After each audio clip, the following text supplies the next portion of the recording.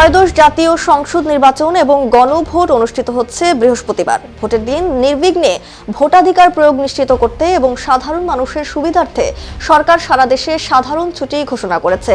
জনপ্রশাসন মন্ত্রণালয়ের প্রজ্ঞাপনের মাধ্যমে জানানো হয়েছে, নির্বাচনের দিন সব সরকারি, আধা সরকারি, স্বায়ত্তশাসিত ও বেসরকারি অফিস এবং শিক্ষা প্রতিষ্ঠান বন্ধ থাকবে। তবে বিশেষ কিছু সেবা, ব্যক্তি ও প্রতিষ্ঠান ছুটির আওতার বাইরে থাকবে। সচিবালয় সহ সব মন্ত্রণালয়, অধিদপ্তর, আধা সরকারি এবং স্বায়ত্তশাসিত সংস্থা বন্ধ থাকবে। নির্বাচন উপলক্ষে 12 ফেব্রুয়ারি সুপ্রিম কোর্টের আপিল বিভাগ ও হাইকোর্টে বিভাগে সাধারণ ছুটি ঘোষণা করা হয়েছে। হাসপাতাল, ফায়ার সার্ভিস, বিদ্যুৎ, গ্যাস, পানি এবং জরুরি টেলিযোগাযোগ সেবা সচল থাকবে।